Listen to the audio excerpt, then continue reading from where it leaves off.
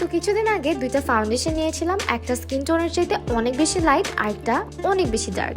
So online থেকে foundation কিনলে এরকম প্রবলেমে আমরা অনেকেই পড়ি। তো আজকে দেখাবো ফাউন্ডেশন বেশি ডার্ক অথবা লাইট হয়ে গেলে আমরা সেটাকে কিভাবে ফিক্স করতে পারি। তো আমি একটা টিকটকের হ্যাক ফলো করবো আজকে আপনাদের সামনে। ডার্ক সাইডের ফাউন্ডেশনটাকে ফিক্স করার জন্য আমি আমার আন্ডার আই এরিয়া এবং টি জোন এরিয়াটা হাইলাইট করে নিচ্ছি রেভোলিউশনের একটা লাইট শেডের কনসিলার দিয়ে। অন্যদিকে লাইট কালার ফাউন্ডেশনটাকে ফিক্স করার জন্য আমি কন্ট্রোলিং করে নিচ্ছি রেভোলিউশনের স্টিক ফাউন্ডেশনটা দিয়ে। এখন ড্যাম্প একটা বিউটি স্পঞ্জের সাহায্যে আমি আমার কন্ট্রোলিং এর সাইডটা ফার্স্টে ব্লেন্ড করে দেখাচ্ছি।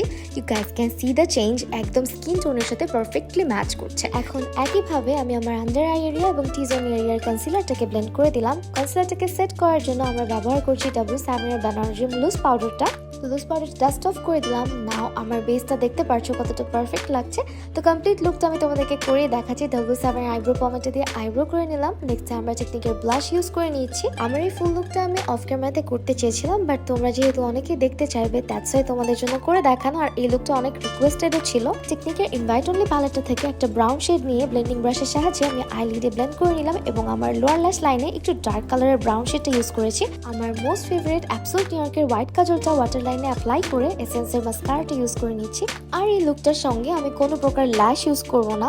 নেক্সট আমি রেভোলিউশনের ম্যাট সেটিং স্প্রেটা একটু স্প্রে করে নিচ্ছি। এটা best for oily and oily two combination skin. এরপরে টেকনিকের মেগা গ্লো হাইলাইটার প্যালেটটা থেকে আমি হাইলাইটার অ্যাপ্লাই করে নিচ্ছি। লুকটা কমপ্লিট করার জন্য আমি লিপস্টিক ইউজ করে নিচ্ছি ওয়েট অ্যান্ড ওয়াইল্ডের গিভ মি মোকা শেডটা। তো এই হচ্ছে আমার ফাইনাল লুক। আমার দুই পাশে দুইটা কালারের ফাউন্ডেশন আমি ইউজ করেছিলাম, এখন একটুও বোঝা যাচ্ছে না। অ্যান্ড ট্রাস্ট মি, আমি এই পর্যন্ত টিকটকে যতগুলো হ্যাক দেখেছি আমার কাছে মনে হচ্ছে এই হ্যাকটা সব থেকে বেশি ইউজফুল। আশা করি নেক্সট থেকে তোমরা যদি ভুল শেডের ফাউন্ডেশন পারচেস করে ফেলো, সেটা ফিক্স করতে তোমাদের আর কোনো প্রবলেম হবে না।